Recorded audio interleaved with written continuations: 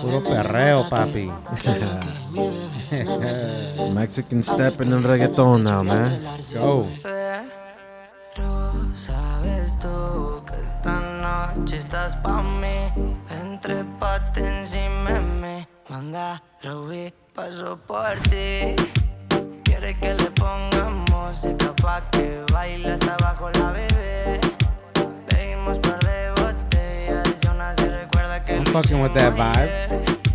Quiere que le pongamos música pa' que baile hasta abajo la bebé.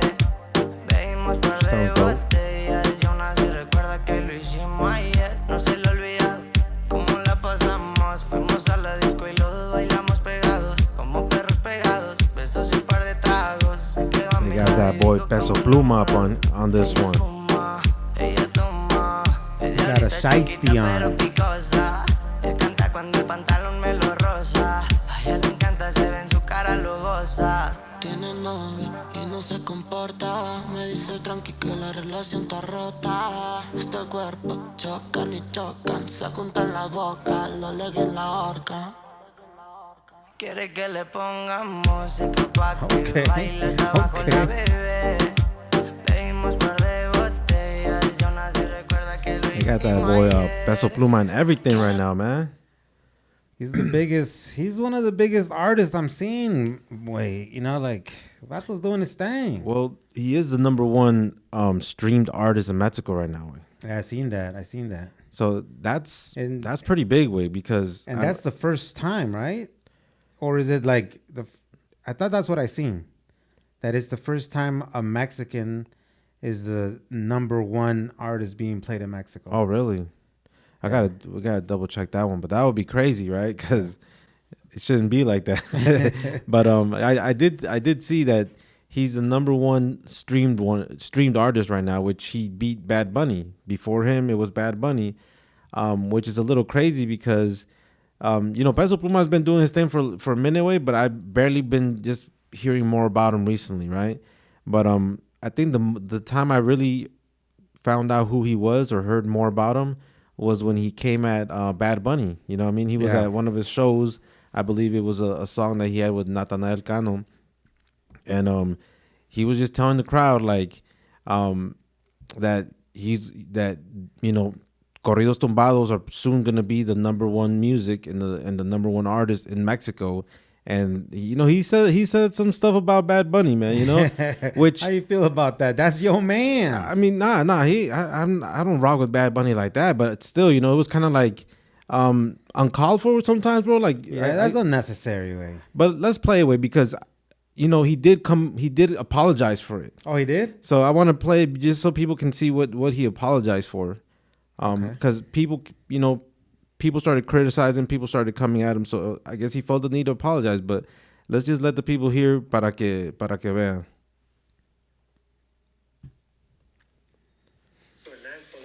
Okay, hold up. We got this. All right. En todo puto México somos los primeros que han puesto un corrido en el top 1, superando al pendejo del Bad Bunny. ¿Por qué? Porque los mexicanos somos la puta verga, viejo. This dude's wild. I kind of didn't like how he said en todo puto Mexico. Yo, that don't sound right? I don't know, bro. You're getting a little soft, bro. Nah, like it's like en todo puto Mexico, like that. That sounds like a little like, I don't know, disrespectful. That's how they talk. I know that's how they talk, but I'm just saying that sounds like a little disrespectful when you're talking about a country like that, right? But he called Bad Bunny a pendejo, and then I guess he got a lot of heat for it, and then he apologized through, I believe, like his social media or whatever. Oh, for real? Yeah. That's fucked up though, because he's disrespecting another Latino, way, and not only just another Latino, bro. Like the top guy, bro. If you disrespect Bad Bunny, I'm not gonna lie, bro. You're gonna have to apologize, bro. That's like disrespecting Drake, and you're in the rap game, bro.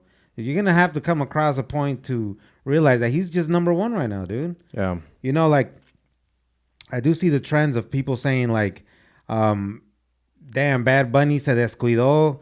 de México un ratito, now everybody ya se convirtieron bélicos, or that's like a new term, right? That's like, yeah. you know, but now everybody's jamming corridos tumbados, which I'm jamming them too. But you got to realize, bro, Bad Bunny drops. He's probably waiting on another month or two to drop his album, way, and that's gonna be the most heard shit all summer, way. Well, I think what this is my opinion, right? When first Corridos Tumbados came out, it was just a lot of dudes like to listen to it, right? It was like just something the dudes liked, right? But now I feel like they're not targeting, but they're kind of like making music that the girls are also gonna like, that the ladies are gonna like too. And that's when you're gonna start getting a lot more following, a lot more streams, or a lot more fans, not like Corrido Tumbado fans, you know. So if you hear some of the new songs that are coming out, bro, it's like it's just songs that even girls can vibe to now. You know, before it was like real vibe to, though. Like, you can cruise to Corridos Tumbados. Yeah. You could be at the crib at the kickback, carne asada with Corridos Tumbados. Yeah. You put a foot in the club. Oh yeah, no. You gotta know reggaeton. You can't dance to Corridos Tumbados, right? There's no like. I think so, man. Hay un bailecito, güey. Well, I mean, I don't know it. Échate el Peso Pluma, güey. Yo, that boy got moves, man. I gotta admit, that boy got moves, man. But like as you see, wait, they're noticing también. It's like, okay, Corridos Tumbados is for a certain vibe, but now they're stepping into reggaeton too. It's kind of like, yo, we're gonna step into here because we know this is for a certain vibe. Well, now let's get into this reggaeton category también. So it's hard for Mexicans to get in reggaeton, way. You know, it used to be, way. It used to be hard. Yeah, that's what I mean. Like, even like down south for a minute, I know Juan Gotti tried to do some gangster tone, and you know, like, okay, you know, just shit like that. For Mexicans, I don't know, way, because the way that we talk, you know, you're not gonna be doing reggaeton and be like, hey, way, or you know, like, hey, Bad Bunny says, Bad Daddy Yankee said pinche way in one of his songs, and we was all hyped, like, oh shit, they're using the Mexican slang. That's one of the things we do. We get hyped when somebody else does it, but when we do it, it's just like, pues, yeah, you're just a basic ass fool. Yeah, and the Bad Bunny, I think he says vato in one of his songs, and we get all hyped, like, oh, they're using Mexican slang. So, I think we're gonna start seeing more of it, but I think Mexicans are being more accepting to it también, way, because we ourselves are the biggest critics of ourselves stepping into new spaces, way, like pinches reggaetoneros valen verga. So it's like you hear a Mexican artist stepping into the reggaeton world, and you're like, nah, ese güey ya quiere escuchar como puertorriqueño, güey. Nah, ya quiere ser pinche boricua, güey. Or nah, así no, you know, he's faking the funk. That's not how we sound. That's not how we talk. But it's like, for the sake of the music, way, you gotta fucking switch up your style, way. It's like, leave them the fuck alone. Like, I think Corridos Tumbados, dude, they created a lane that has no boundaries, bro. Yeah. You know, like, I'm seeing dudes with the shiesty mask, you know, like everybody knows the shiesty mask. You know, it's like a ski mask. Yeah, it's a ski mask, but I think Pooh Shiesty is one of the main dudes that made it like really famous, or popular, trendy. They can, and the Corrido Tumbados dudes, they can dress like trap dudes, you know, in the hip hop game. They can get in reggaeton. They can do collabs with reggaeton artists or even ranchera artists, you know, like they can do everything, bro. You know, that's one of the genres that I see that there is no like boundary. There's no like, you can do this, you can dress like this, you can't talk like that. They just do it all. Yeah, so I think you know, Mexico is definitely a big market for anything. So once if you're popping in Mexico, then you're popping in most of Latin America, or all Latin America, and even Spain, you know, where they speak Spanish too. So it's like you just gotta if you got it, and if you can step into different spaces and still make dope music, I think it's gonna work, man. But one funny thing, you know, seeing that Peso Pluma stepping into reggaeton, bro, like, I don't know how true this is, right? But I've been seeing this on TikTok. They're saying that Peso Pluma is actually Puerto Rican, way. You know what I mean? And I started looking at him a little different, bro. I'm like, man, he could be. You know what I mean? I don't know, way. That vato, he speaks more Mexican than us, bro. But this is what they're saying, right? And like I said, I'm not. Mexican is not a language, you know. He speaks more Spanish like a Mexican like us. Yeah, I mean, Than I us. think a lot of people understand when we say you sound like a Mexican, or you sound like a Puerto Rican, or you sound, we Yeah. all got our own little ways to talk. But That's true. they're saying about Peso Pluma that his family is from Puerto Rico, but he was born in Guadalajara. That's what they're saying, right? La isla del encanto. So it's like, I seen a few videos and people are explaining, talking about it. And if you actually like Google him, because I Googled him, and then it does say stuff like that. It'll be like Peso Pluma, born in a rapper from Puerto Rico. And I'm like, what the fuck, bro? I know, because I seen somebody post that on TikTok, but I couldn't believe it, bro, because he has to be like, if that happened, his family must have moved to Mexico for a long ass minute. Oh, yeah. It's kind of like Luis Miguel. Luis Miguel's Puerto Rican. Yeah. You know, but if it's like that, I don't care, bro. You know what I mean? Because but Luis Miguel, I believe he was actually born in Puerto Rico, and then he just moved to Mexico when he was a kid.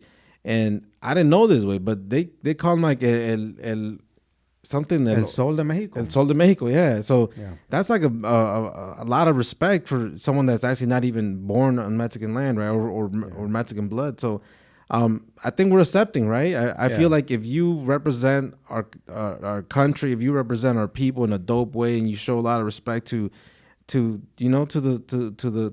country, I guess, people will accept you, with open arms, and then we take you in. You know what I mean? It's just certain people that use us, because a lot of a lot of artists that make Spanish music, they go to Mexico first, because they know if it pops in Mexico, it's gonna pop everywhere. So a lot of artists used to go to Mexico and they blow up, and then they kind of forget about where they started, and then they kind of, there's been artists that been caught like off the record talking trash about Mexico and shit like that, and it's like, damn, bro, Mexico broke you, and now you like broke, like they discovered you in a way and put you out there, and now you talking about us like that. That's pretty fucked weird, up. because when you said that, there was an artist that I used to listen to. Let me see if I can find it real quick. I think I know you're talking about that Italian dude. Italian dude, Tiziano Ferro. Mm-hmm. He has a classic album, way. I ain't gonna lie. But again, he went to Mexico to break out, right, and build up his fan base y todo eso. Then he went back to Italy, and he was on a talk show. Yeah. And they asked him, man, motherfucking some hosts, dude, they like to stir shit up, bro, because they asked him this: which women are more beautiful, Italian women or Mexican women? And he said Italian women, because Mexican women have mustaches. That's like no one set you up for that. Like, I don't blame anybody but yourself for answering in such a stupid way. Yeah, that's fucked up. Like, a smart person would have been like, you know what, man, I find all women beautiful from all over the world. Yeah. There's beautiful world. I've been around the world. There's beautiful women everywhere, bro. People would have been satisfied with that answer, or like been like, damn, yeah, that's a real man right there. Like or that's a smart dude. But and to answer like that, if you really even think about it, like Italian women and Mexican women, dude, there's a lot of comparisons, bro. Like you could mistake one for the other. You know what I mean? In certain parts, just like Mexico has their cities, and they have their pueblos. Italy has the same thing, bro. Italy has their bigger cities, and they have their small little villages. But yeah, after that interview, I remember I can't remember that artist, a Mexican artist. Fuck, I can't remember his name. But anyways, he clapped back at him, you know what I mean? Mm-hmm. But anyways, after that little deal, I never heard about Tiziano Ferro after that again, bro. He got canceled before it was a thing. Yeah. And that's because that's stupid way. Like, you don't answer like that. He deserved it. You know what I mean? You don't disrespect women like that way. Like as a whole, you know what I mean? Talking about like they got bigotes and oh, that sounds crazy. But that's how he said it, right? He said it in Spanish, So yeah, man. So but, and for the most part, a lot of people will take offense to that and be like, "Fuck that dude," you know what I mean? No matter how good his music was, I was like, "Fuck that dude," but that album, I'll still go back to it every now and then. But don't you hate it when there's like, let's just say that would have happened today. Somebody on TikTok or a bunch of Mexicans on TikTok will pop up and be like, I'm Mexican and I didn't take no offense to that. Do you see those comments? Yeah. Like, I'm yeah. Mexican and I'm on this guy's side. It's like, bro, nobody gives a fuck, bro. You know, that reminds me of this one video I seen. I think it was just like a regular, like, I think it was like some not TikTokers, but like YouTubers or something like that. They dressed up as your stereotypical Mexican, right? They had a sombrero, they had a fake bigote on, they had like a pancho on or a gaban, whatever you call it, and just very stereotypical to the max, right? And they went to like a college and they asked the people, "Hey, do you think my clothing or my attire is racist?" And then they're like, "Well, are you Mexican?" And then they're like, "No." And then they were like, "Yeah." Oh no, the question that was actually, "Do you find my outfit offensive?" And then they were like, "Well, are you Mexican?" And then they were like, "No." And then they're like, "Then yeah, that is offensive because you're appropriating somebody's culture." You know? And then they went around and they asked a lot of college kids, a lot of young people, like, and like all the videos they showed, pues, at least all the videos that they showed, all the young people said, "Yes, it's offensive. Yeah, that's cultural appropriation." And stereotypical, right? Yeah. Well, after that, they go to like the brown side of town, right? And then they approach older Latinos, right? And then they tell them like, "Hey," and like a lot of people, like, their English was their second language, you know, but they somehow said, "Does my outfit offend you?" And they're like, "No, my friend, very good. It looks very good." And they're like, "Oh, so it's okay for me to wear this?" "Yes, my friend. Yes, it's okay." And I'm just like I see that, and then people in the comments like, "You see, it's just the snowflakes that complain about this, and it's just the softies." And I'm like, "Well, bro, you're approaching two whole different generations and two whole different groups of people. Like, you're approaching younger people that are, you know, and a lot of people think woke now is like a bad thing, but it's like people are more aware. Let's just say, right? They're more aware of what's really going on, and people that have had enough of letting shit slide. You're approaching them, and of course they're brave enough now to call it out and be like, "Yeah, that's how I feel. I think that is offensive." And then you're approaching older people that is like, bro, for the most part, man, a lot of older people ain't gonna tell you like, "Hey, take off that sombrero. That's disrespecting my country." Like, no, they're never gonna say that, because Plus, older generations of Latinos, especially Mexicans, they just mind their own business, go about their day, and it's like even if people are flat out being disrespectful, they ignore it and they go about their way. But also, older raza, older Latinos, they experience racism in a different way. You know what I mean? Yeah. They experience racism on the transit. You know what I mean? They experience it at work. They experience it on other shit. Yeah. They don't. To them, they don't see somebody dressing up with a sombrero as racist, bro. They just see it as like, "Ahora ese pendejo." You know what I mean? That might cross their mind, but they're not gonna be like, "Ahora ese hijo de su puta madre racista, güey." No, they don't see it like that. Plus, you know, and all them young people that they ask, obviously they're gonna choose the videos that fits the narrative of the video that they want to release, right? There's probably a lot of kids that were like, "I don't care, you know, as long as you're not saying any racial slurs, I don't give a fuck." You know what I mean? Right. So and yeah, that's they got the reaction they wanted from that video, you know, because that video did piss me off. Even just making that video pissed me off. You know what I mean? Not because I thought they're racist, but it's like, I know what message you're trying to prove out there. Way. Well, when you're the creator, obviously you can steer the conversation, or you can edit this whole video in a way that's gonna make, you know, it's gonna prove your point, prove the point that you're trying to do, right? Just like we do here. Just stay away. No, man, but you know, before we move on, man, you know, we were talking about corridos tumbados, man, and I ran into this other video, man, which, you know, again on TikTok, and we are gonna get into TikTok because there's a lot of things going on with TikTok that it could possibly be banned, which, you know, like, it's not like it's gonna be the end of the world for me, but it's like, I ain't gonna lie. That was strong. The end of the world. No, but I'm just saying, like, I ain't gonna lie. You get a lot of information on there, like from like culture information, society, to politics, to all kinds of shit. Where you get, it's like yeah, you can waste a lot of time watching a lot of funny dumb shit, but like there's also a lot of information on there too, right? But what's your average usage of TikTok per day? Have you looked at it? Nah, wait, I don't even want to look at it, tell you the truth. Let's do it right now. I'll check it out, wait. But first, let me just get this off, man. All right, let's play this. So Pepe Aguilar, bro. I seen a video pop up pop up about Pepe Aguilar, and he's having a conversation with what's that other dude? Is his name Pepe too? Pepe number 2. Oh, Pepe Garza. De la office, de la oficina or something like that, right? I think his last name is Garza, right? The interviewer. Dude. Yeah. Yeah. So both Pepes, I guess, they're having a conversation, and then Big Pepe and Little Pepe.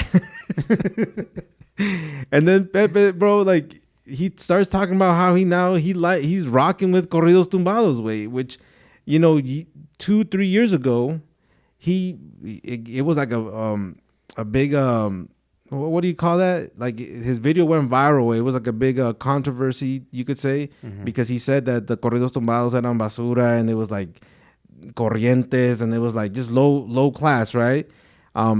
Did Pepe call him out on that? Nah, well, I didn't see the full interview. I just seen the clip, but I just wanted to let people get hear the clip just to get an idea of what was said, man. Because I got I just want to say a couple of my opinions after that. Una rolita de codiciado con Natanael Cano. Ajá. ¿Qué tal? ¿Está buena? Muy buena, tú. O sea, ya es otra onda, pues. O sea, yo siempre dije que cuando empecé a escuchar, porque antes no la había escuchado. Así es. Pero cuando empecé a escuchar el urbano con las guitarras y este tipo de progresiones al principio en las introducciones, igual y no estaba muy de acuerdo con la letra, me parecía que estaban empezando como a agarrarle onda, ¿no? O sea, como a aprender a rimar correctamente, como aprender a pasar bien la energía a la palabra, y en esta rola creo que se logra, en esta nueva rola se logra una nueva música completamente distinta. Y esa es una evolución chida, pues. No es ranchero, no es mariachi, no es banda, no, es un rollo urbano. So he's rocking with it now, right? He likes it now. He sees he himself says, I now see what that music evolved to. He sees a possible collab and a hit. And that's how you should always see, when you see new styles, trends come out, you should see that as a possible way for you to, keep yourself relevant, right? But just watching that, man, it reminds me of how you should always, trust in yourself, trust in what your vision is, and don't let outsiders or outside influence disencourage you from your plan. Yeah. Because it's like they might not see the vision, and they might not see what you're creating and what you're starting and what you're headed to. And a lot of people are going to criticize the beginning. A lot of people are going to criticize it when it's not so put together, when it's not so like the beginning stages. Yeah, they could be a little rough. Yeah. So when people see the when it's barely being created and all that, like people will criticize in anything you do. But then once you perfect what you're doing, and now like everyone's now that's like the whole new trend. Everyone's jumping on it, and it became like the biggest music in Mexico right now, right? Yeah. Well, now people that once had bad things to say about it, now themselves become fans. Now they themselves will give the respects and show their just show some respect to the talent that they're actually putting out now. And it's like that's why sometimes you just gotta kick back, observe the situation, let things play out, and go about it like that, because that's how old heads be sounding like old heads way. When you step in right away and you start wanting to talk shit and say, nah, that's whack. And, the originals, they sang it like this, they did it like that, they didn't dress like that, they didn't talk like that. Yeah. But now it's like, nah, you know what, man? Like the way they play their music now, like, man, it's a whole, so it's like it was just kind of like a good example of not letting outside influence affect your vision, man. Because for a lot of times, man, sometimes you have a good idea, and it could be in anything, right? A small idea or a big idea or anything that you want to plan in life, and you share it to people that can't see your vision, and they shoot it down right away. Yeah. Either they don't think you can do it or accomplish it, or they just don't see it and they think it's whack. So it's like, don't share your big ideas with people that can't see it, or they have no way of understanding what you see. You know what I mean? Because you can't even explain it sometimes. You just gotta go about it. Yeah, you gotta. You can show them better than you can tell them. Yeah. So, it's just like it's happened to me a few times. You know, sometimes like you want to share with with people around you because it's like you're excited. Yeah. But you don't. You know, sometimes like I want to share with certain people before I share it to, you know, more people, like a bigger public, right? So, and then I've learned that sometimes you share it and then you get bad feedback. And That's then, whack. And then you're like, but something inside of you tells you like, fuck it, I'm gonna do it anyways. And then it turns out being a success. And then it's like, damn, like good thing I didn't listen to those people, because if I would have listened, then this wouldn't have been what it is right now. You know what I mean? So, I think it's just like a reminder for myself, and I feel like I wanted to share because it's also a reminder for other people. Like, don't be too quick to share your goals and your vision with people, because they might shoot it down and stop you from you know, accomplishing like something really dope. Yeah. Just because either, like I said, they don't believe it, they don't believe that it's possible because then themselves couldn't do it, or they just think it's whack because it's just not. It's not part of their lifestyle, part of their gustos or whatever. They're still stuck in what they think is hot. There's always going to be some new trend. There's always going to be some new vibe that comes through, and just like everything else, way, you know what I mean? It takes a while for some motherfuckers to get it. You know what I mean? It took a while for us to change the way. Every time you jump in a new fashion, way that you do dress, a haircut or something like that, you see new things, right? It's a transition. It's a transition because sometimes when you make that transition, it's like, hey, this is me now. You know what I mean? You're presenting yourself like, hey, I got fuckboy haircut now. You know, I'm still a gangster, but I do the comb over. You know what I mean? Yeah. Like, you know, like us ourselves, for example, like we always said, like, man, I ain't gonna wear no skinny jeans, or I ain't gonna do this.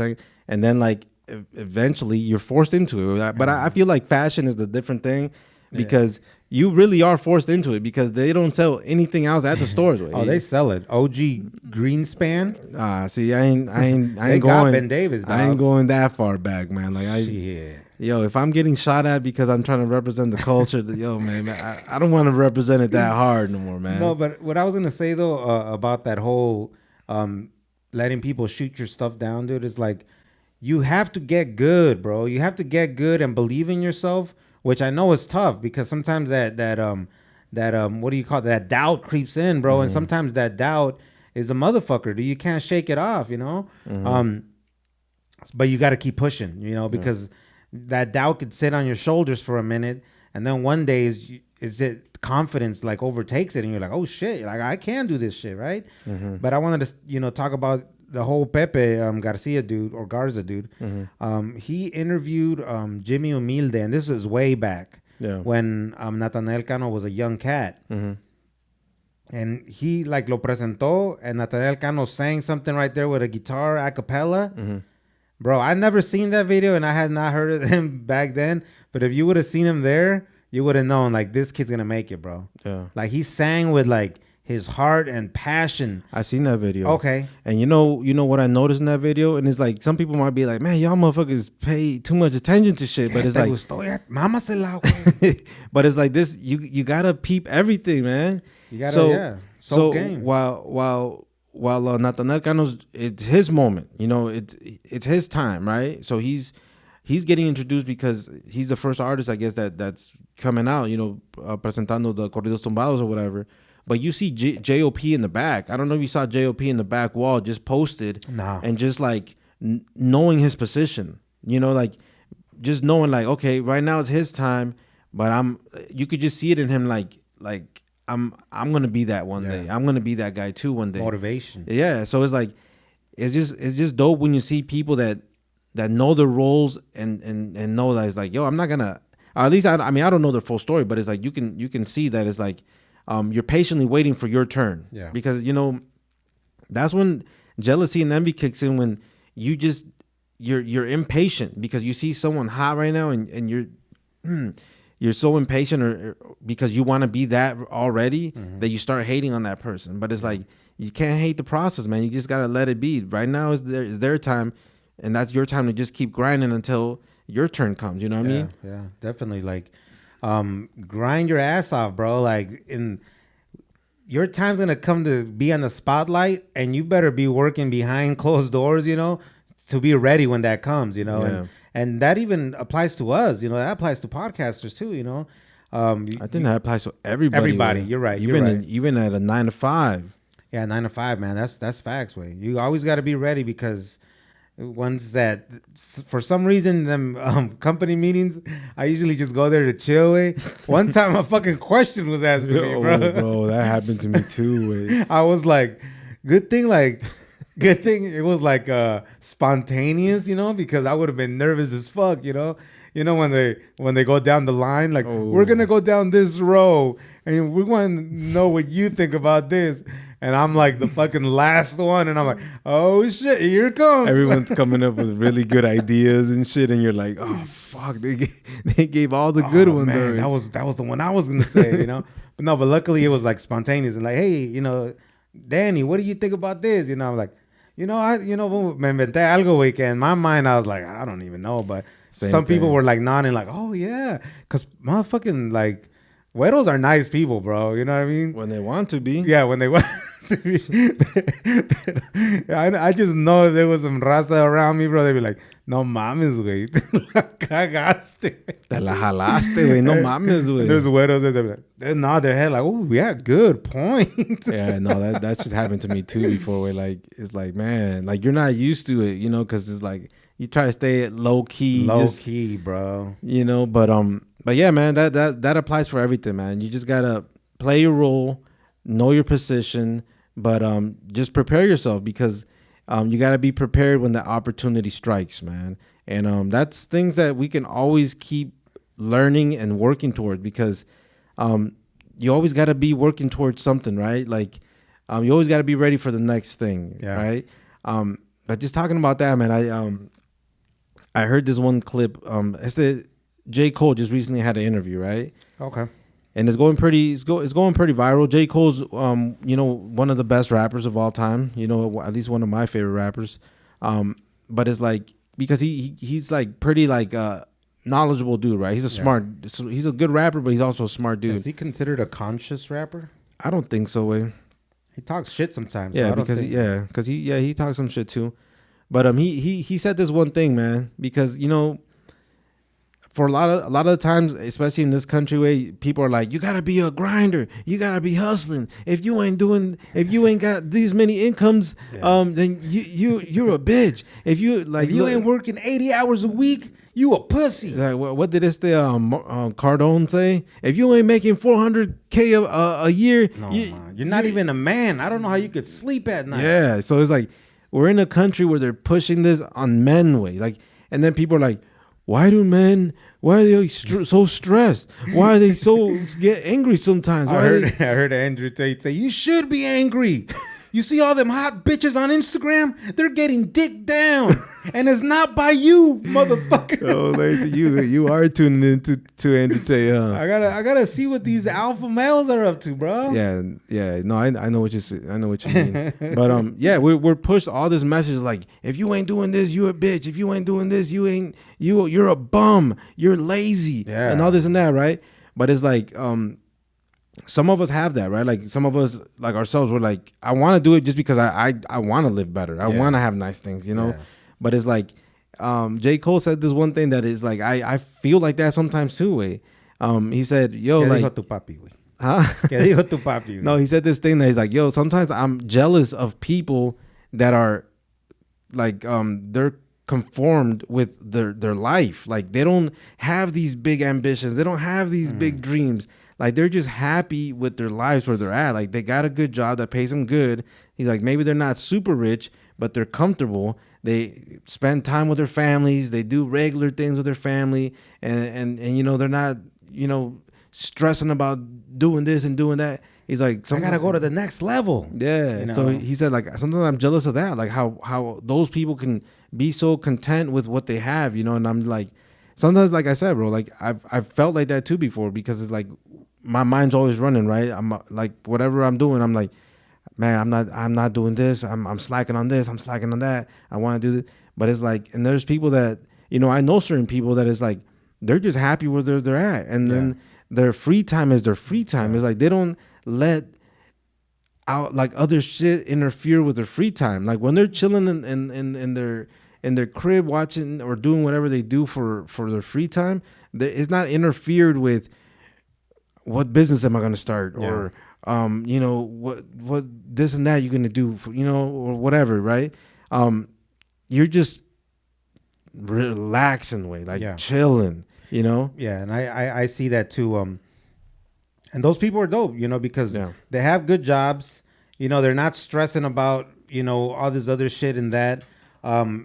So it's not like somebody's working at a minimum wage job and they're gonna be like, I'm here forever. We're talking about people that get to a spot where they're like, this is my spot. This is my zone. This is the level of stress zone that I'm cool with. You know what I mean? Because what? Because everything that every time you're trying to level up, what comes with it? I gotta study. I gotta learn. I gotta read up on this shit. Stress, time away from your hobbies, time away from your family. You know what I mean? So it brings stress. But with that being said, has your wife ever like told you like, dude, chill, bro? Like you don't gotta be like on YouTube, like looking up the process of this, or like, has she ever said anything like that? Yeah, she just so there's times where she's just said like, you need to just chill. Like sometimes you're like, she's like, I feel like your mind is always running. Yeah. Like you need to just relax. Like, you're gonna go crazy thinking about all this. Because at randomly I'll be like, man, you think I should do this instead of doing that? And it's like out of nowhere, right? Yeah. So it's like my mind's always running. Sometimes when I'm going to sleep, like it's a weird way, because in my head I'm like my mind is running and it's like a story being told, but I'm making up all the words. Like it's like scenarios being played, but it's all my mind. So it's all my words. It's all my visions or all my ideas, because it's like, obviously, like it's not like I'm sleeping to like a TV in the background or music in the background.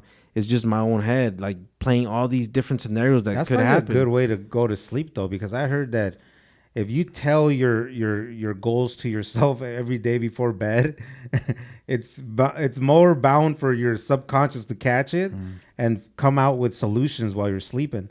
But even shit like that, no, right? But the crazy part is because there's like scenarios, right? So there'll be questions, but I'm like, in my head, the question's being asked and I'm answering the question. So it's like within myself, in my own mind, I'm asking and answering my own questions. So it's like, it's a whole scenario being played out. So sometimes you need I'm to like, lower the dosage of whatever the fuck you're taking. Yeah, right. So sometimes I'm like, what the fuck? Like, I'm like, I'm just fucking talking to myself. They're like I'm just like, go to sleep, man. Just go to sleep. And I don't have a hard time going to sleep, but there's certain days where my mind is just running more than the average, right? The normal, I guess. Yeah.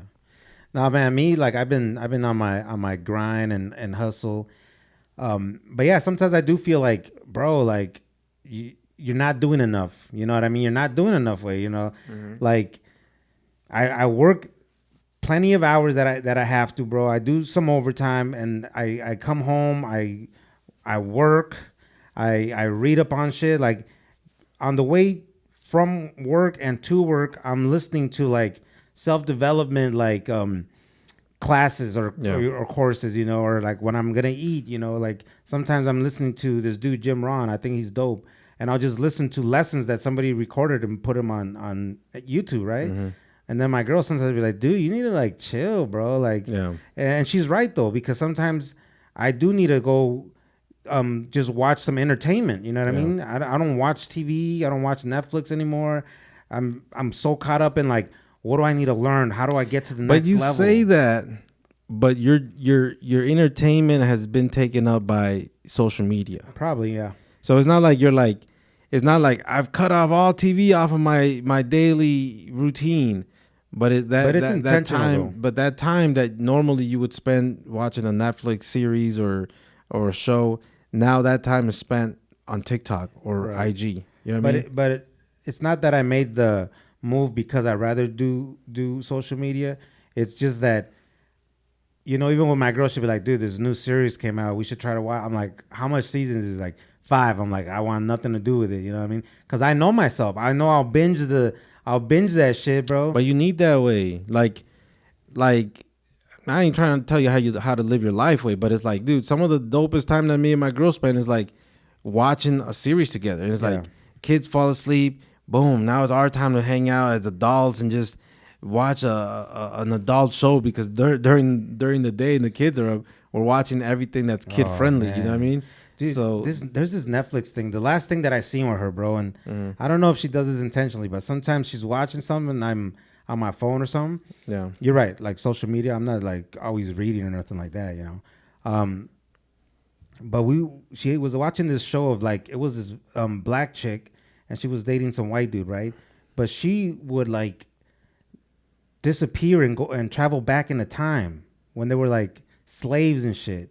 Have you heard of this show? No, I haven't. Dude, that show was fucking dope, bro. That show was dope because she would travel back as like a black person from today in America into like back in the day. Why would anyone do anything like that? She wouldn't purposely do it. It was like she was forced back over there. Oh, damn. And the whole show is about like she's trying to like, her mom stayed back there because the same thing would happen to her. I'm probably explaining this a little off, but because it's been a while that I watched it, but there is some dope shit, way. And don't get me wrong, like I said, I know myself. If I watch something dope, it's gonna throw my schedule off, bro. I'm the kind of dude that if something throws me off my schedule, bro, like it takes me a couple of weeks to get back into it, you know, a good routine. Yeah, man. But switching it up a little, man. Yo, man, this week, man, we've been seeing a lot of 6ix9ine, right? Yep. You know, he was at the baseball game, the WC baseball games, representing Mexico heavy, waving the flags. He was hanging out with what's that girl's name? Ninel Conde. I used to have a big crush on her, bro. Yeah, right. When she used to be thick. Now she's super skinny, way. She's fit, right? But what's it called? I had already told my girl that. That's why I share it. Oh, you asked for permission to share No. I thought you was an alpha male for a minute. No. Because some people might take that as disrespect, bro. I wouldn't just be out here saying like, damn, that girl's fine as hell. No, like if we see her on TV, I would tell my girl like I used to really think she was super hot. I've told my girl that too. When she was in. You also asked for permission. No, I didn't ask for no permission, wait. So I'm probably have to have a conversation after Monday, but when she was on Rebelde, yeah, that you know she was on Rebelde. Yeah, she was on the show Rebelde. She was the mom. She was one of the moms. Oh, for real? Yeah, or RBD, whatever that show was called. She used to be a host on a show. Okay. Well, anyway, so 6ix9ine was at a baseball game representing Mexico heavy. He was hanging out with Ninel Conde. They were both waving the flags proud, bro. It's dope to see people representing heavy from Mexico. That was the day right after, because the day when Mexico played, who did we play? That day we played Puerto Rico. Okay, the day he was fucked up. He was all drunk. Yeah, he was all fucked up at the game. So that day we played Puerto Rico. He was all todo pedo, way. You know, you could relate to that kind of drunkenness. Like, damn, bro, you would not want to be that drunk in public like that. That's embarrassing as fuck. But you know, just for people that drink, you already think like, ese güey se despertó bien crudo, probably like embarrassed, like what the fuck. So I was surprised when I seen the next day that he was back at the baseball game. You know, he went to the next one too. Well, the Puerto Rico game. That's when he was all fucked up. Mm-hmm. When he took a picture with Ninel Conde or whatever her name is, that was the day we played Japan. No, it wasn't. That's what I thought. That's what I thought I seen. Nope, I believe it was the same day. For real? Yeah, unless you wear the same exact outfit. Okay. But anyways, so it was a different day, bro, because I seen 2 different interviews at the very end. You know, and because he went to the next day again. Let's just put it like that. He went the next day again, and this dude that's interviewing him with like a mic, he's all like, hey, yo soy, and he gave him his name. He's like, yo te dije ayer, pero ayer dijiste que no te importaba. And then 6ix9ine's like, sí, ayer estaba bien borracho, you know. Estaba... We're gonna get into that. But first, let's just start off where he was at the game. He got real drunk. You know, he was outside. You know, we hadn't seen 6ix9ine outside like he was that day. Very comfortable amongst everybody, right? He was just walking through the stands, walking through the stadium, and we shared a video about that because he was so drunk that like Mexico was losing at a point. I don't know if he got kicked out before Mexico came back or not. Yeah. But Mexico was, you know, against Puerto Rico, we were 4-0 at a moment, and then I don't know if this was the time where he was doing this, but he was standing waving the Mexican flag at the Puerto Rican fans, and people were flipping him off, throwing shit at him, throwing drinks at him, and he was just causing a big old scene, right, and causing kind of a riot, you could say, because they weren't doing that because he was waving the Mexican flag. He was being like a belligerent drunk. I'm sure he was talking shit, waving the flag, talking his shit, you know, just like people at sports games do, right? Like, fuck your team, my team's better, and we're gonna come back from this, or maybe that's when we had already came back, and then he's probably like, yeah, see, motherfuckers, like I told y'all. But anyways, he got kicked out. So some more video actually came out after that, where the Puerto Ricans had like approached him and like, "Yo, man, we love you, man." And, like, you know, in Spanish though, you know, they're saying, "We love you, man." You know, like, "Hey, can I get a picture?" And like a lot of Puerto Rican fans were actually taking pictures with him. Yeah. And it was kind of funny because as he was leaving, this Puerto Rican girl, she like grabs him and pulls him close, and she's like, "You should be up here with us. You're Puerto Rican too. You should be up here with us." And then and then like it cut off right there, but he like the look on his face like, yo, I know I'm Puerto Rican, whatever too, but it's like, yo, I'm representing Mexico, whatever. Yeah. But it was kind of funny. But he was so drunk he got kicked out. They escorted him out through like, you know, through the this is like where the teams come in, you know, like where the buses pull out. You know, he was in a different area, not the general public area, right? And like you said, there was a dude interviewing him, asking him questions and just telling him like, hey, why do you do the things you do for the poor people? You know, we see you give money to people that are poor in Latin American countries. And the dude's Ecuadorian. And he's like, you know, I really appreciate it when you went to Ecuador and you gave money to the poor kids. Excuse me, which he has done in Mexico. He has done in Dominican Republic. I believe he even did this in Puerto Rico. And a lot of other Latin American countries, dude. Which honestly, that's when I like really think like, man, that's dope of 6ix9ine for doing shit like that, because bro, we don't see, don't have to. He doesn't have to, right? And being the person that he portrays himself to be, sometimes you wouldn't think that he would do some shit like that, right? But he tells the dude tells him, why do you do stuff like that? He's like, and then he says, because my mom's she's Mexican and she's an immigrant and she raised me to be that way. You know, I come from immigrant family, and I want to help people, you know, and I help people out of my own pockets. Like, no one gives me this money. People don't, like, this is not money that companies are giving me. This is money out of my own pocket. And he's all like, but you don't see other people doing this. You don't see Daddy Yankee doing this. You don't see Anuel doing this. You don't see Ozuna doing this. And he threw those names out there, right? Yeah. And a lot of people like took that info and ran with it. Like, you see 6ix9ine, you know, he's sending shots at these reggaeton artists, saying that they don't even do what he does. You know, he gives money back to the people, which, you know, we don't know what those guys do, you know, but it just sounded like that, right? And it's a catchy little story, you could say. A little, you know, viral little video. And then the next day they asked him about it, and he's like, yeah, you know, I didn't mean to come at them like that. I was drunk, you know. But he's like, but I'm gonna tell you, like, I do give money out of my own pocket, and I don't gotta do it, and I just want to help the people, you know.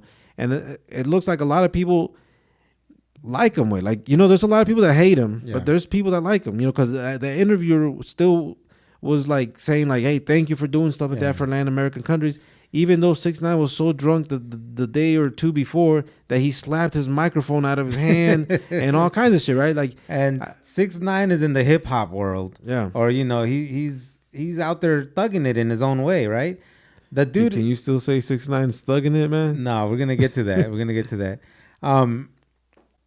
This dude that was interviewing him is just a regular, Hispanic interviewer, dude. He's not nowhere You near. want gangsters interviewing other people? Like, No. yo, my G, let me hit you. Let me talk to you real quick, my G. No. That what I mean to say is like, I lost my train of thought. I lost where I'm going with That that. he was a regular dude, and the 6ix9ine's like, more of a street style dude. Yeah, I was getting somewhere with that, but anyways. So yeah, so he clarified that he was just drunk and he wasn't trying to come at them like that, and yeah, so we saw 6ix9ine very comfortable out in public, and He was with security though. yeah, he was with security, not as much as security as we used to see him with, and the security, we gotta admit, they're smaller security, so it's like not only does he feel like he doesn't need that many security, but he's probably not paying as much for a regular size security, because before you used to see him with like big old dudes, You just need big guns, bro. You don't need big. That's dudes. facts too. Security's they're licensed, bro. They're gonna protect who they're working for at that moment. True. So yeah, so those videos were going viral, you could say, but then something happened that a lot of people been waiting to happen. You know, 6ix9ine finally got jumped. People finally caught him lacking, caught him slipping, and put hands on the man. You know what I mean? Hands and feet on that boy. They did all that. So a lot of people are happy, bro. So let's just keep it real. Let's just talk about it. We're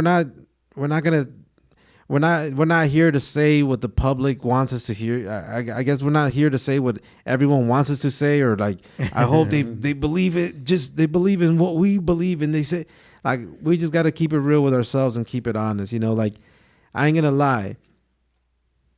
I do find it funny that people that have nothing to do with the situation would go out of their way and put their own freedom in jeopardy to go jump someone that has never done anything to them.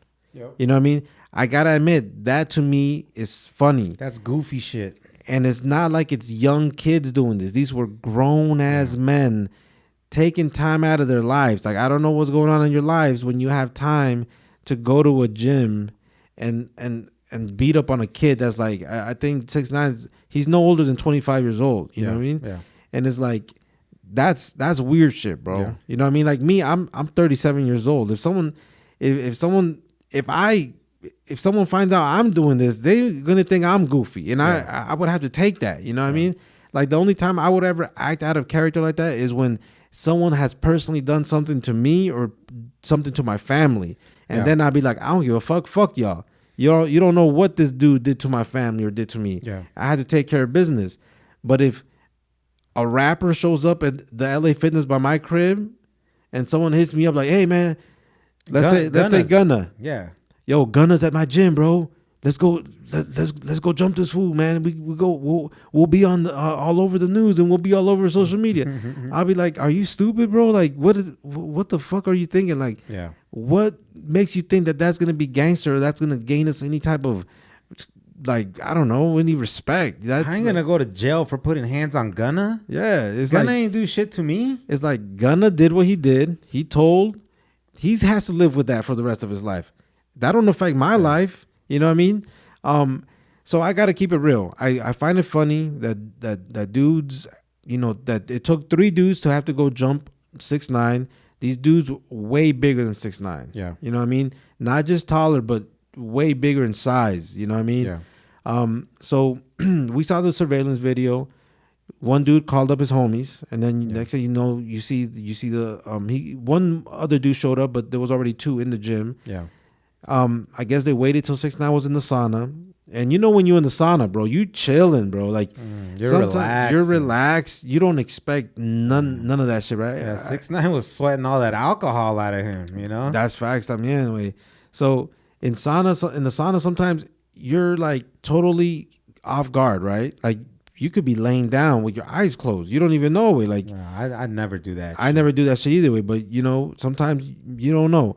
So they caught him lacking in the sauna, and then they showed a short clip of them beating him and stomping him, right? We saw like 2 punches and 2 kicks, right? And we're like, damn, that's fucked up, you know? But then more and more video starts coming out. And now we just recently seen a longer video of how they jumped him. And I'm telling you, like, these are grown big ass dudes. Yeah. One of them is mounted on 6ix9ine. Yeah. Like a UFC fighter. Yeah. Just mounted on him, punching him in the face. 6ix9ine just blocking his face. And the other 2 dudes that are still standing up, they're just punching and kicking him in the head the whole time. So it's like people in the comments, real street shit Yeah. was happening in the bathroom of LA Fitness. Yeah. Yes, you could say that. Yeah, it's street shit. There's no rules in the street. And a lot of people are saying like, yo, he's a bitch. Look at him. He's just blocking his face and this and that. I'm like, you've never been jumped. If you think that position like that is like a bitch move, then you've never been jumped in your life. Mm-hmm. Like that's when your body takes over anything. Your body's telling you protect your head. Yeah. Protect your what is that called when you kind of I know what you're saying. like ball up a little bit. Yeah, it's a natural instinct that you're protecting your vital organs and shit. You know what I mean? Protecting your ribs. You're protecting your stomach, and you're protecting your face. You know, in your head. So a lot of people are like, look at him. He's just getting kicked and he ain't doing shit and this and that. I'm like, first of all, you didn't see the beginning of how they've been beating on this dude for a while. Yeah. Like it's surprising that he handled all that and he didn't like get knocked out. I would have thought they put him to sleep with all that. With dudes kicking him that hard and punching him like that, like so with like all the time in the world. Yeah. Like let's for people that didn't see these videos, like and some people that don't want to see these videos, just know these dudes had all the time in the world to do what they did. They stopped because they just had enough. Yeah. Or they felt like their time was up. Like when you're doing some shit you shouldn't be doing, you're like, man, the cops might be called or whatever. So it's like, it's pretty fucked up, bro. I gotta admit, I don't deserve that. I don't like seeing that shit. I feel like if the dudes that he snitched on ever caught him and did that, then I'd be like, those are the dudes you told on. They feel the way they feel. Yeah. That's your guys' business. Yeah. But you're in Florida. You're in a whole different state, and dudes that don't even look and are not part of the whole thing you were up in New York with, they took it upon themselves because my reasoning is they wanted to get that 15 minutes of fame. Yeah.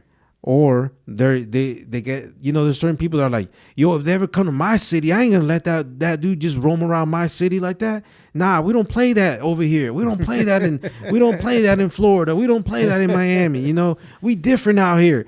Like people want to have that type of energy. Like nah, now they know if motherfuckers want to come to Miami and act like it's all sweet. We don't do that. And it's like, okay, if that's the energy you guys want to be putting out there, I guess people gonna live their lives, but it's like that doesn't mean that it's gonna be respected, man. Like you're a grown ass man beating up on a young kid, man. That to me, that don't get no gangster points, man. Yeah, to me that's like an easy target, bro. That's easy food.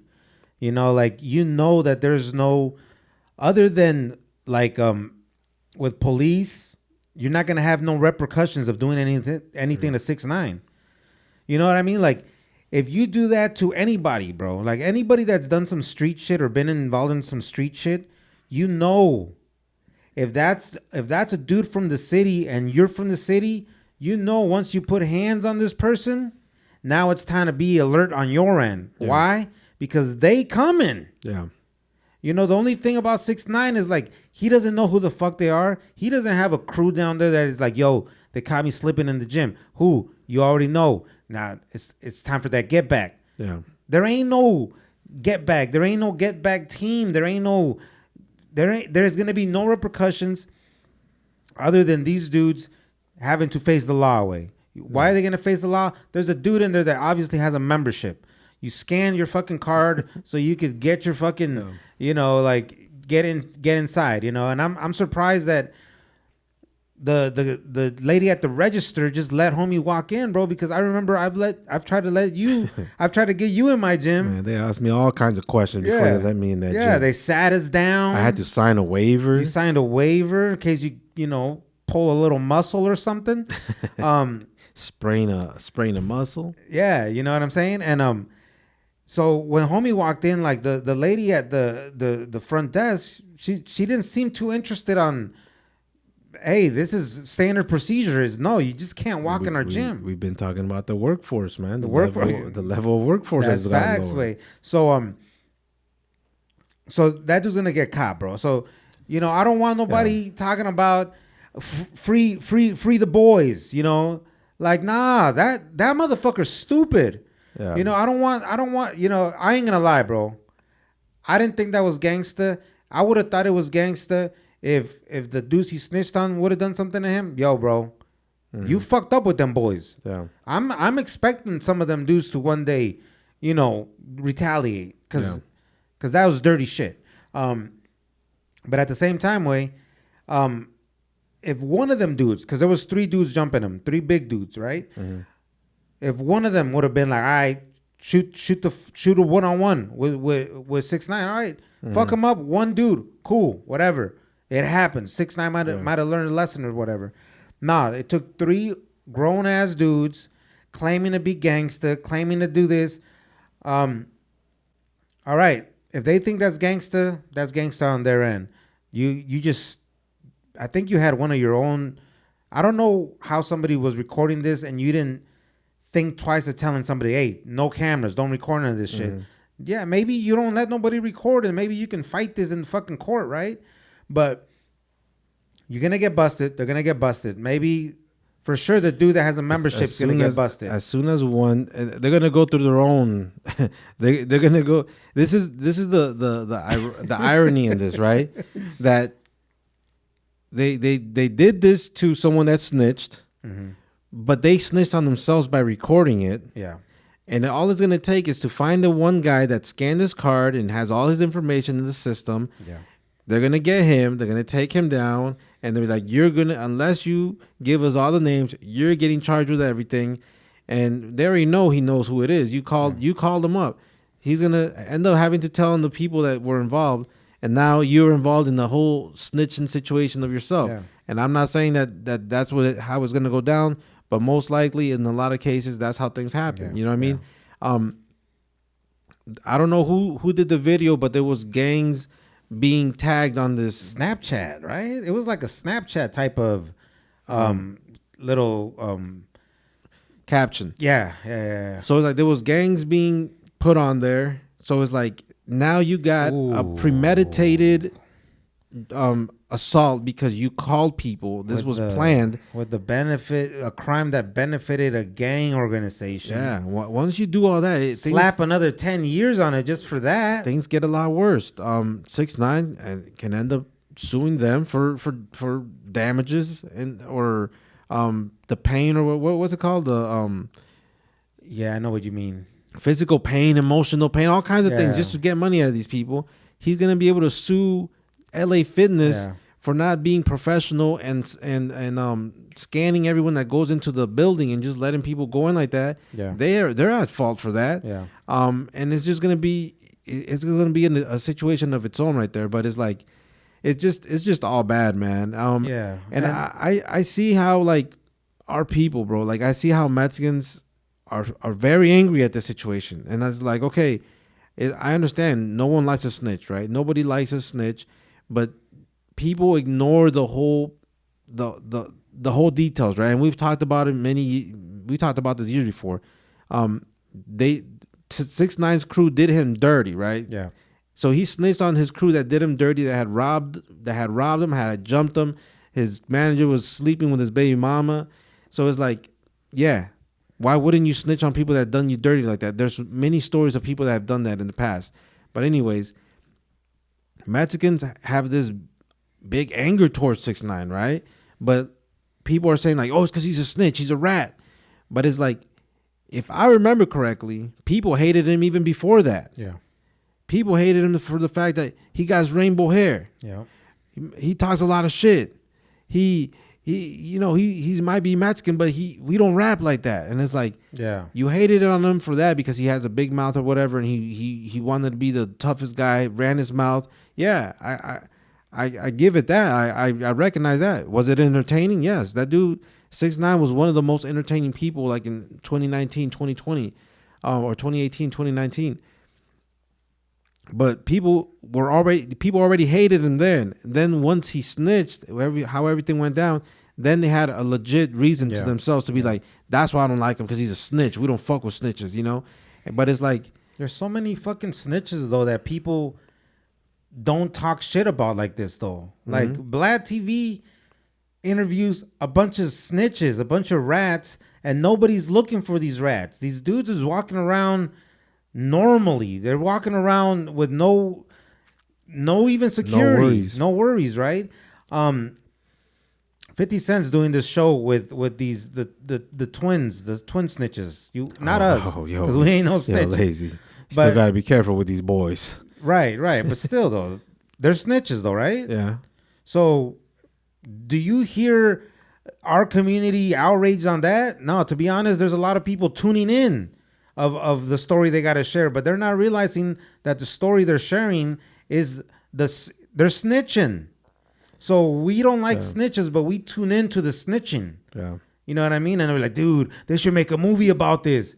They should make a movie about the snitches? It's because they tell the best stories, right? They give snitches, us. yeah, snitches do tell the best stories. They give us all the details. We wouldn't have Paid in Full if it wasn't for snitches. We wouldn't have the Goodfellas. You know, we claim we hate snitches, dude, but they've given us some of the best movies. Yeah. We're being sarcastic there. Once they catch these dudes, bro, I don't want to have no pity from me, bro. I'm actually waiting for the day that these dudes get arrested. I pity the fool. I pity the fool that had no pity on the other fool.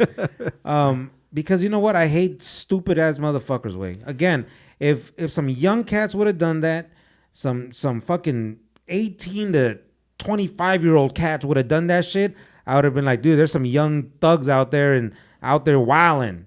They're just young and wild. Yeah. When I see 30, let's see, even say for sure 35 to 45 years old range, you're an idiot, bro. 35 plus, you're an idiot. 35 plus.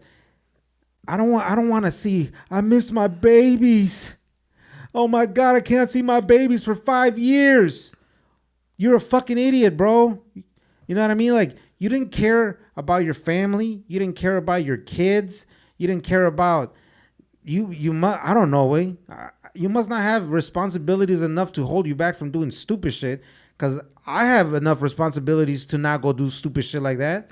I don't go, sometimes you know where some motherfuckers are at, and you're like, yeah, I could go do this, but you know what? I'm gonna go away for 7 years. So you know what? I'm gonna sit my ass down. Mm-hmm.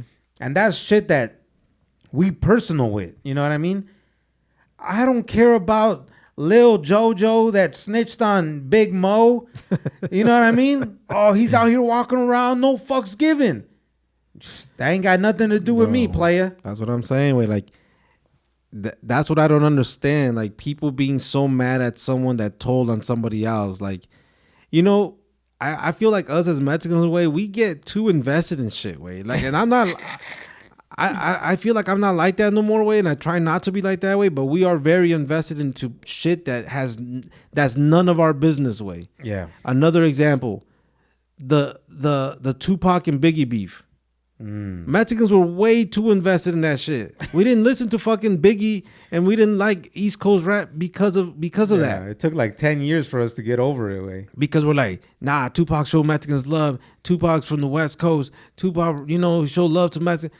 Like, we rocking with Tupac. Fuck the East Coast and all.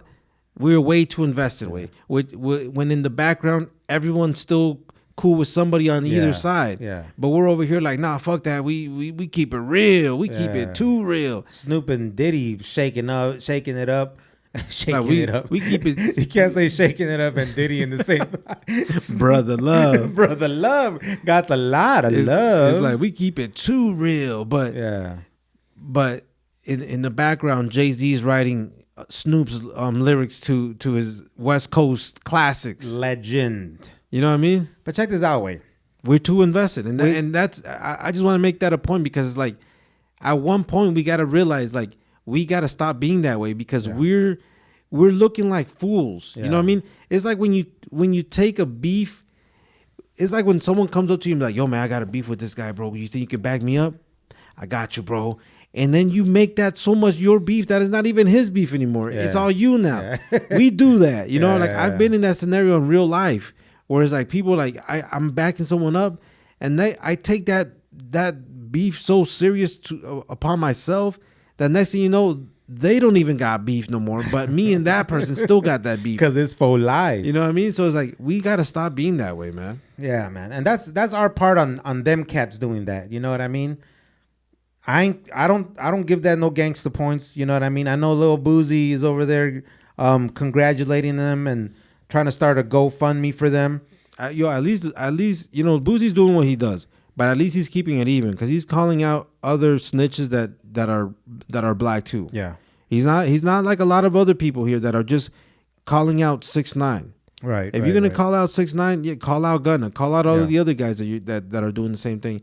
Don't just focus on one person. Yeah, and you know, he's doing that way, and it is what it is. There's gonna be a lot of people that if there is a GoFundMe, there's a lot of motherfuckers that will shoot money that way. But they didn't shoot money for the GoFundMe of somebody that they know's family member that passed away. Oh, I ain't got that 20 right now. I ain't got that 50 right now. But the motherfuckers do some stupid shit. Watch it, man. I sent money to the GoFundMe. They raised 100,000 in 1 week. But check this out. This beating that they gave on 6ix9ine possibly could have saved 6ix9ine's life. Way. Yeah. You know, there's motherfuckers right now, way, that I know for sure if they would have got their ass beat like that, they would have either still been alive or they wouldn't be in the situation that they're in. Mm-hmm. There's some motherfuckers that need to get their ass beat. Way. Yeah. Was that justified? It wasn't. But was it a certain type of blessing from God? Possibly. Way. It's like a reminder. You don't slip like that, bro. Like real motherfuckers from the street that I've ever had real beef, they don't move like that. Like, you don't, like, look at the car that was parked outside. It was his SUV Lambo, painted in the rainbow colors that somebody... Custom paint job. That's 6ix9ine's car. It's all over social media. It's all, you're riding around. People can spot you a mile away. You park somewhere. What does any regular motherfucker from the city, from the streets know? If you park your car there, you're coming back to your car. Yeah. Like, look at what happened to XX Tentacion or whatever his name is. Or even Young Dolph. But XX Tentacion, like, Young Dolph had real street beef, you know? And he was in Memphis. If he wouldn't have had his car, because he was riding in the Camel. He had the Camel car. Again. But he had his real ops. Like, his real ops caught him. Right. You know? So it's a little different because but still, it's gang related. I know it's gang related, but I'm just saying, if you don't give up your location...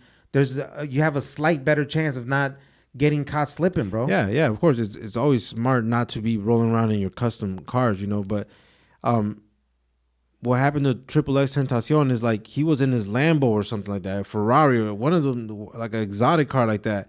And I believe he went to the bank. And when he came out the bank, the dudes were just waiting. They robbed him. I believe they snatched some change or something. They robbed him. It didn't go quite like that way. It went something like that. They were just waiting for him. No, they were. They caught him because he was gonna go try to buy a motorcycle, and when he was going in, them dudes were walking out, and then they seen the opportunity. As soon as they seen him, they're like, "Okay, we're gonna wait for him outside now," and then they set him up. Right. So the moral of the story though is that there's crazy people that will take your life. Yeah. So it's like at the end of what I'm saying is, like, that's like a reality check. You know, it's a reminder to 6ix9ine that is like, you can't be out here that comfortable. You know, like, yeah, it's crazy to think that you can be in a whole different state and someone's gonna take it upon their hands to get payback for something you did to people that they don't even know, right? Yeah. It's like, you would think that, but no, there's people actually out here that, like I said, they'll be like, nah, not in my city. We don't run like that around here. That's not how we work. That's not how we do it out here. So it's like, you got to be prepared for crazy people. Yeah. There's crazy people, there's gangsters, and then there's Crazy gangsters. Crazy gangsters. You gotta be ready for all that. So it's basically like what the way I see it is like it's just a reality check to 6ix9ine and be like, you can't be at LA Fitness, bro. You can't be there doing workouts with the regular people. Like, bro, you are rich, you are hated, you're a controversial dude. You can't be in these open gyms like that. Plus, you were doing the wrong workouts, motherfucker. You're over there in the staircase, bro. Like, you should be on the. You was watching him in his little shorts, huh? Oh man, pa ti, pa mi, pa ti, pa mi. He said, he was like, "Yo, the stairmaster's working." Nah, wait. You should be on a fucking bench press, bro. You should be lifting heavy shit. Dude, what? You don't know his whole workout, bro. Like you just caught the stairmaster part. He should be focused on lifting heavy shit, bro. Like I tell people this all the time, bro. Especially when there's situations or when you live in a certain area, bro. Mm-hmm. Do your push-ups, bro. That's just me saying like you're gonna come across some shit, bro. Be ready, way. You sound like you've been in prison, my friend. No way. Prison, they talk about burpees. They talk about have a whole routine. The routine, right? You guys keep your routine. Keep the routine. If you have a mouth on you. Oh, you got yourself a mouth on you. Gracias. Purdy mouth. Oh, thank you. You don't want to go back to prison. If you got a mouth on you, or if you have situations, you got some beefs, you've put hands and feet on people just like those dudes did. Yeah. You better be on your fucking game, bro. Motherfuckers are coming. It's not if. It's when are they coming. Mm-hmm. So you can't be out here flabby and saggy and shit. Nah, way. You're going to get handled, And like I said, 6ix9ine, that shit happened to him. Possibly saved his life. Yeah. Maybe stop giving all these crazy females fucking Birkin bags that... From what I heard, cost like $40,000 a piece. I believe that's like ad shit. Ad shit. Okay, It could be, but focus more on getting your priorities straight. If you want to work out, have a fucking fitness center at your crib, bro. Mm-hmm. I ain't 6ix9ine, and they ain't motherfuckers that are looking for me like that. And I work out at the crib, bro. I got my own fitness shit at the crib. If you're 6'9", but you don't get to see the girls in their yoga pants at the gym. You can't do that these days, anyways, bro. Everybody got a camera out, bro. That's funny because I seen the video where this girl, bro, she's wearing like, what's she wearing, Smiley? She's wearing these like yoga pants, right? But like they're the workout gear, right? Was she begging for attention? I'm not gonna say that, right? I'm just like trying to stir some it's shit like up. She got her camera phone recording her in a certain position where all it's getting is her backside, right? And then it captures this dude in the background, takes a quick glance. It wasn't like, I didn't think it was disrespectful. It was like, you see sometimes and you just take a quick glance, right? Well, she completely snapped on the dude, saying why is he checking her out? That why is he disrespecting her like that? And it's like, you can't, I don't want to sound like that guy, but it's like, you can't do all that and like you're doing like thirst traps on social media for the viewers on your social media, but you have a problem with the thirsty fools in real life. Like it doesn't work like that. You know what I mean? You're invading my space, and that's a different story for a different time, way. Yeah. But there's a lot of motherfuckers that don't have no beef like 6ix9ine that will not go into a public gym, bro. Yeah. Let's just even talk about King Lil G. I seen that fool at his crib. He has a full gym there. Yeah.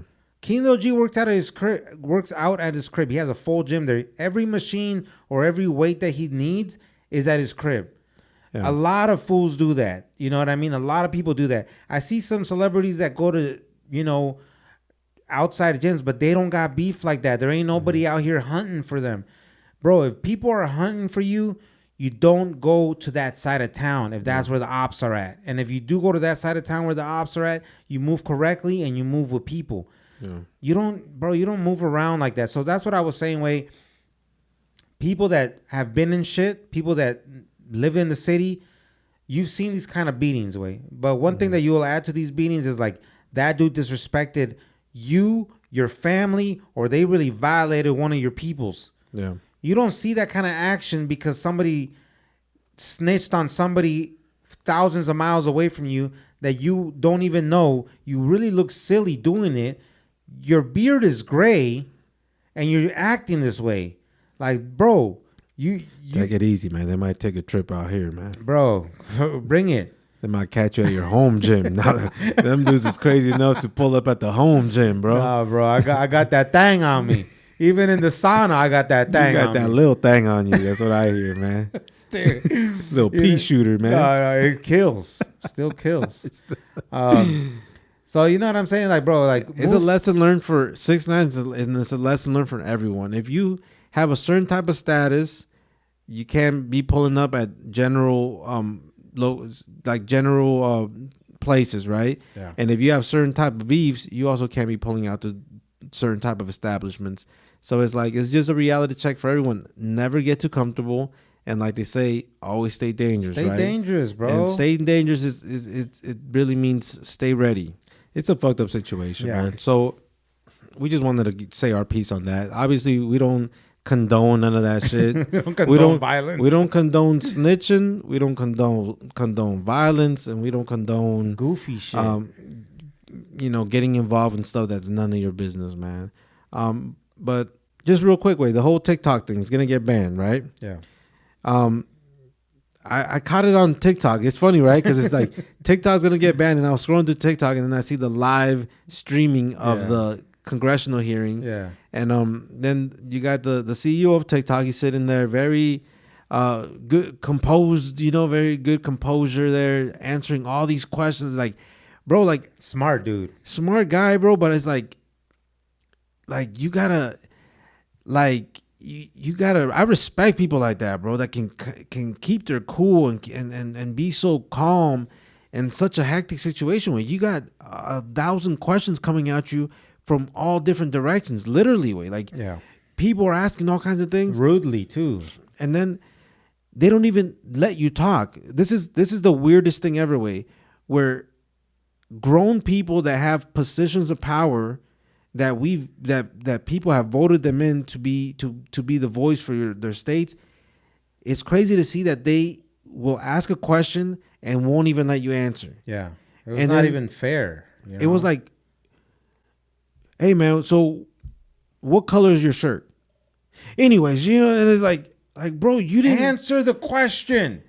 Well, it's not quite red. It's actually a this tinted. You know what? You just avoiding the question. And it's like, bro, I'm telling you. So I was watching it, and there was like people that don't even really know what's up with social media questioning this guy about social media, about TikTok.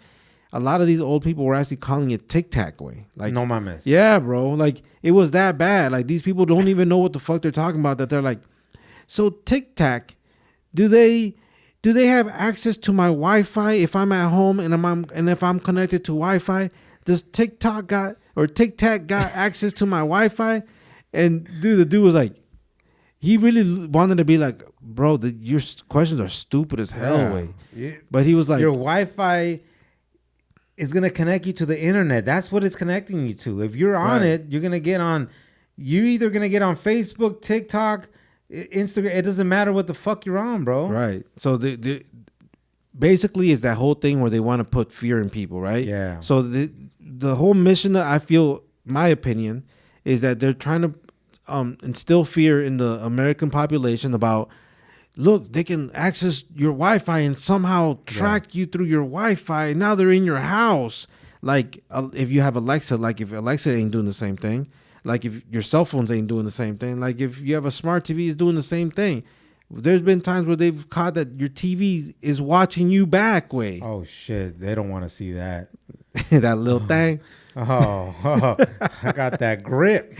Anyway, so it's like they're asking all kinds of weird questions like that, right?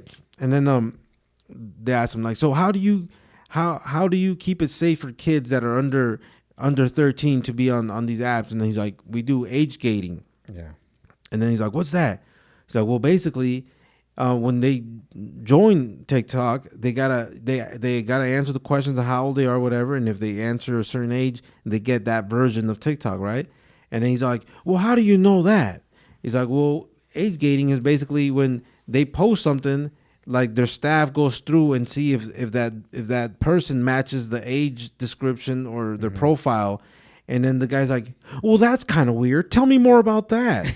And it's like, he wanted to make him look like you're weird for supervising kids' TikToks, bro, like profiles. It's like, bro, you're trying to make something out of nothing. You're trying to make something weird that's not weird. That's their job. They got to just make sure that if they're saying that they're 15, that it's not a 5-year-old posting videos, or that it's not a 15-year-old trying to act like it's a 30-year-old. You know what I mean? Like, bro. So everything that they would ask, first of all, they didn't even let him answer, and when he did answer, they would try to twist it in a way that it was really not right.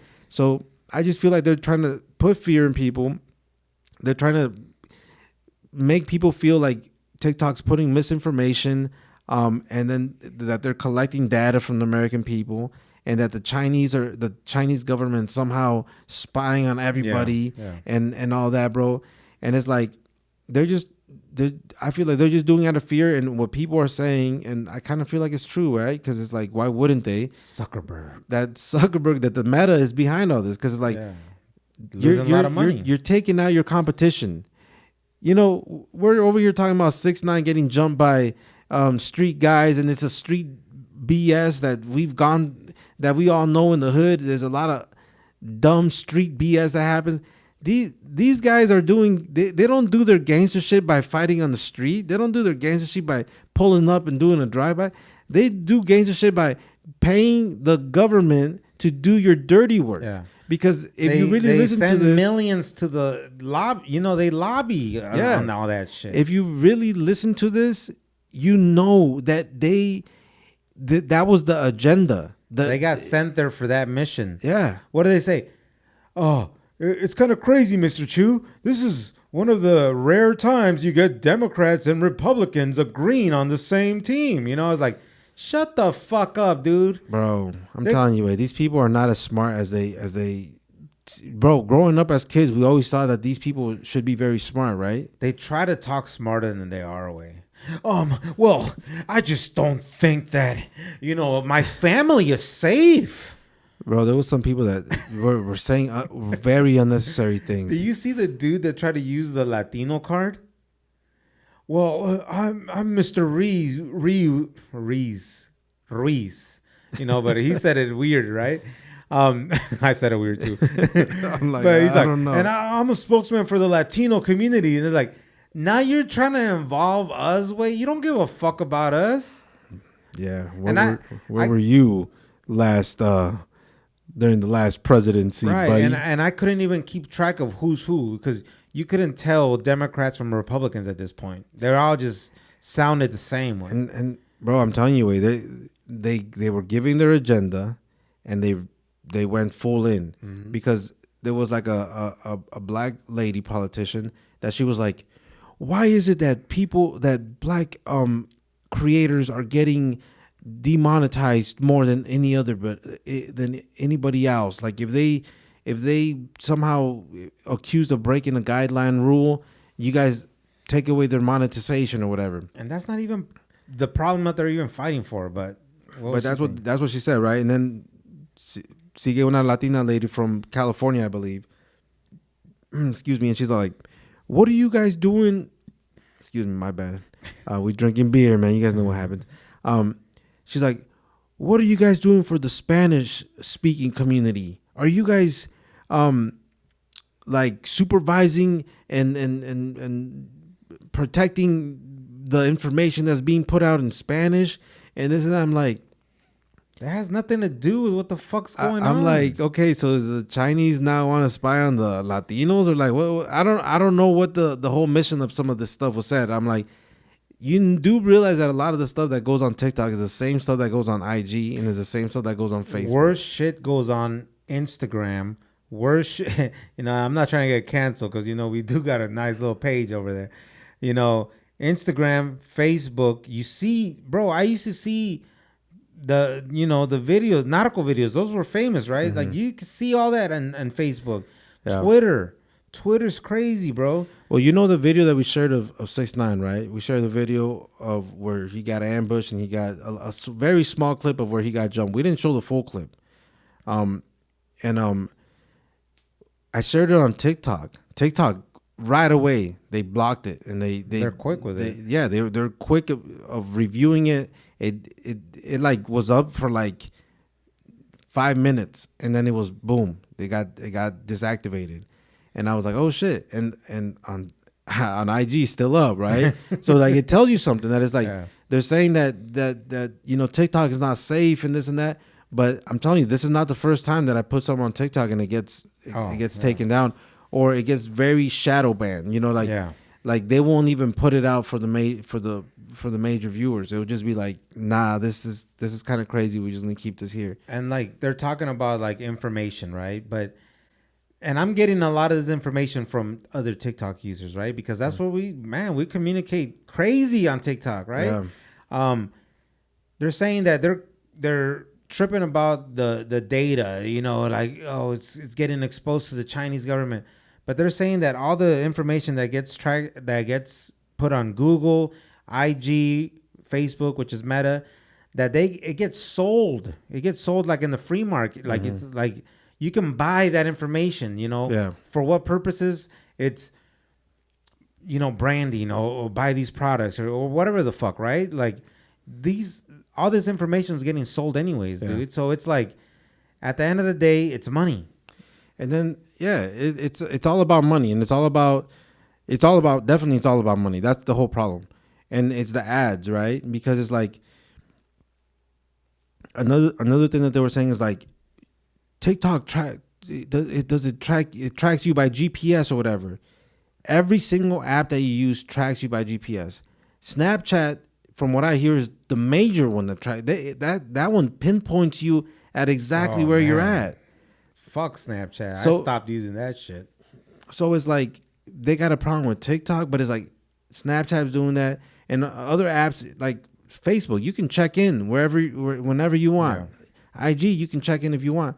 So it's like they already have the GPS on you. It's not like when you check in, you don't put the address of where you're checking in. No, it automatically already knows you're right here, because the first option that it gives you is exactly where you're at. Like let's say you're at Mall America, but you're at Macy's.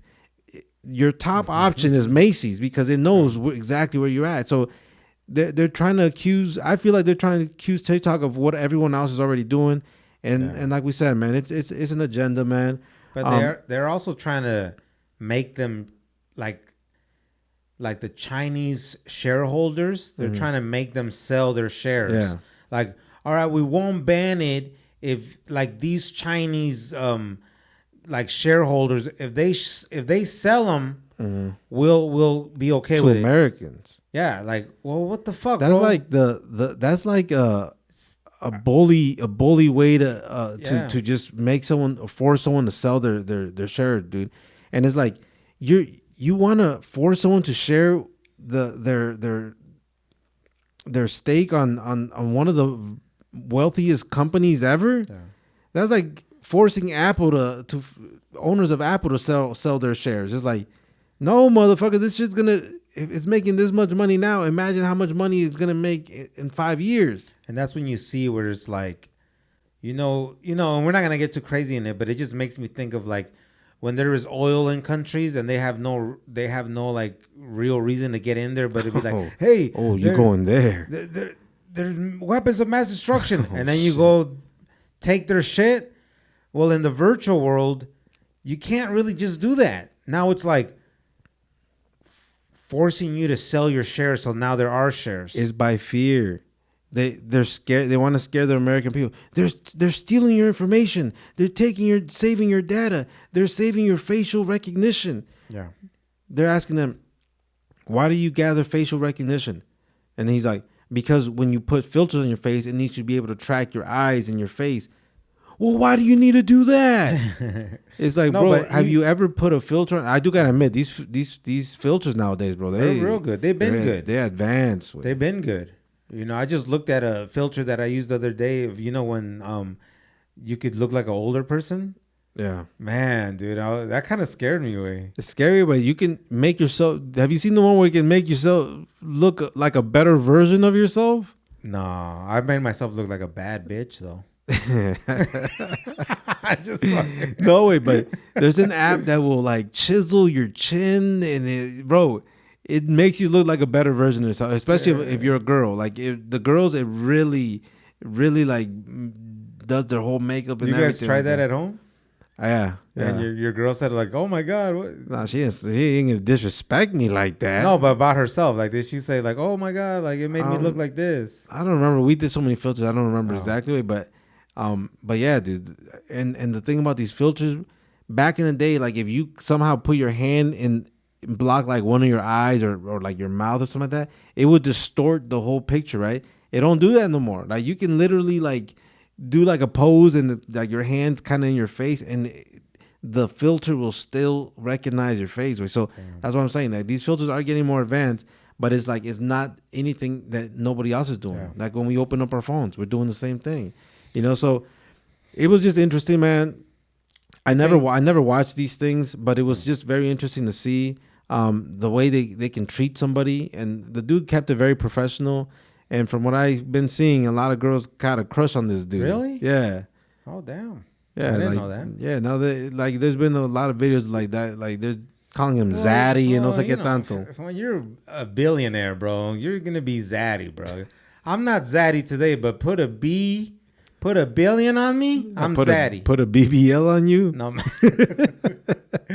bro, you're not the hottest dude, Smiley. But if you're worth $1 billion. Oh, bro. I'm a firm believer in that saying. Like, no soy feo, más soy pobre. That's facts. Way. That could be anybody, way. But man, we talked our piece, way. Real quick before we leave, I do want to give a shout out to everybody that's been purchasing merch. You guys are part of the process that we're doing when we reinvest into this podcast, when we reinvest into this equipment, into the studio. Yeah. We did share a picture. We did some improvements in the studio, man, and people need to know, when they purchase through the pod, when they purchase merch, when they purchase anything with us, you're part of this process. So I love it when people say we win. Yeah, of course we winning. Why? Because you're listening, because you're dropping reviews, because you're sharing our posts, because you're engaging in our because posts. You're engaging, because you're liking, because you're commenting, all that stuff. You're sharing it with your peoples. You know what I mean? Like all that stuff is what's allowing us to. Hey, pero no llores, homie. No llores, homie. I'm trying to catch my breath. It did kind of sound like that, right? You guys make this possible. No. I know it kind of did sound like that, and when you, I caught you, man. No, when you said it, you try to distract it from that. No. I gotta let people know, bro, because sometimes. And we gotta look into the Patreon, because somebody said I'm a Patreon member, even though I'm not getting anything out of it. You know what I mean? So we gotta look and see. I see your face change. I'm looking like, fam, I'm sorry, bro. Like, that's what I'm saying. Because let's just kind of talk a little bit about that. Like, we created it, but we still haven't really like came up with a plan. Like, it was kind of those things where we're moving. We're taking steps before we make the plan, but it's just like as we're going, we got so much stuff going on. But whoever's on the Patreon, shout out to you, man. Like, because we got to look into it though, because if you're on the Patreon, and we can, obviously we can verify this shit. You know what I mean? Like we obviously got to hook y'all up with something. You know what I mean? Because I don't know I know there's like 3 brackets or something like that, right? Mm-hmm. So. Whatever the brackets are, we'll definitely shoot you some merch, and we'll drop some extra content if that's what it is. But we are gonna get better at that. It's just but just know that if you're on Patreon and you're you're putting money into our podcast, like you guys seen, like the money goes right back into the podcast. You know, it's not like we're, you know, gonna go buy a new hat or a new shirt. No, it doesn't pay the bills. It doesn't pay our personal bills. Yeah. You know, and again, wait, this is us just being like transparent and letting the real gente know that rocks with us. It's paying the because running a podcast, it's expensive. You know what I mean? You're paying either equipment or all these programs, services that we're doing. So all that stuff, man. And I just feel like I needed to say that way. Yeah, no, that's dope, man. So yeah, as people saw the pictures, man, it's like it's a process. You know, like sometimes we started this studio, or we created this studio. We put a lot of time into putting this whole room together. Yeah. And sometimes you get kind of like you're at a stop because you don't know where to go forward with that, right? So I feel like we were at that point where like we know we need to do something else with the room, but we didn't know. I mean, with the studio, but we didn't know what else to do. And you know, once we saw like a different vision, then we started adding different things to it. It's like, all right, man, I know of a background, dope. But you know what will go dope with that background? A TV. Let's get a TV then. So and now it's like, now we got other ideas. So it's like, sometimes you just got to trust the process. Like, don't rush into something, because if you're not going to be truly happy with it, then that ain't the move. So that's why we take our time until we feel 100% like that's where we want to go. And now we're getting the studio looking like we like it. And we just going up from here, man. And you know, like we're saying, man, we just want to say thanks to everyone that's been rocking with us, supporting us on just listening to us, and engaging on the social medias. And yo, man, I can't say anything else, man. I just appreciate that. No, it's dope, man, because I know our kids, they see this and like, damn, wow, you know, like even my daughter's like, cool, and she can barely talk, but she knows enough to be like, dude, that looks dope. My suegra is like, dang, you know what I mean?